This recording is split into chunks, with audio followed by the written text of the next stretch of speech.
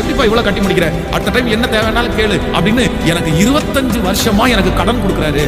அவர் நல்ல நீதிமான் இவர் சொல்றாரு. அப்ப நான் அவர்கிட்ட சொன்னேன், அவர் 25 வருஷமா கடன் கொடுக்குற அவர் உங்களுக்கு நீதிமான் கிடையாது, உங்களை அவருடைய கண்ட்ரோல்லே என்ன பண்ணிருக்காருன்னா வச்சிருக்கிறாரு. நீங்க அவரை விட்டு வெளியே வர முடியாது, அவரை விட்டு வெளியே போக முடியாது. உங்களை நாள் சாகிற வரைக்கும் அவர் கடன்காரங்களா வச்சிருப்பாரு. அப்போ ஒன்று நினைத்துக் கொள்ளுங்க, நம்மை அழிக்க வருகிற, நம்மை கண்ட்ரோல் பண்ற மனிதர்களிடத்துல நம்ம என்னவா இருக்கணும் அப்படின்னா, அது வந்து உங்களுக்கு ஹெல்ப் பண்றது தப்பு இல்லை அப்படின்னு சொன்னாங்க, நீங்க கொஞ்சம் சொல்லுங்க அப்படின்னு என்கிட்ட சொல்றாங்க.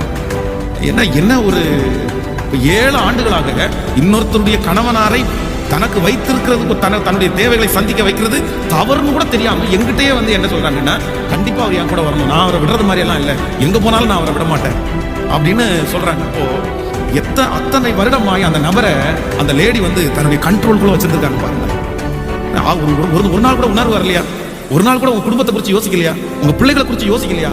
எதுவுமே யோசிக்க விடாதபடி அந்த நபர், அவர்களை நம்ம யாரை அதிகமா நேசிக்கிறோமோ அவங்க தாங்க நம்மளை காயப்படுவாங்க. அதனால என்னை பொறுத்த வரைக்கும் அன்புல நம்ம லிமிட்டாவே இருந்துருவோங்க. நம்ம அன்புல லிமிட்டா இருக்கும்போது நம்ம சுகமாய் வாழ்வோம், நமக்கு எந்த எக்ஸ்பெக்டேஷனும் இருக்காது. ஓவரா ஒருத்தரை நேசிக்க, அதான் சில பெண்கள் கணவனாரை ரொம்ப நேசிப்பாங்க. எந்த கணவனாரை ஆண்டவரோட நீங்க நேசிக்கிறீங்களோ அந்த கணவனார் தான் உங்களை காயப்படுத்துறாரு, அந்த கணவனார் தான் உங்க மனசை வருத்தப்படுத்துறாரு. எந்த மனைவியை ஆண்டவரோட நீங்க நேசிக்கிறீங்களோ அந்த மனைவி தான் உங்களை காயப்படுத்துறாங்க. அதனால நான் யாருடைய அன்பிற்கும் என்ன இல்லைன்னா அடிமையே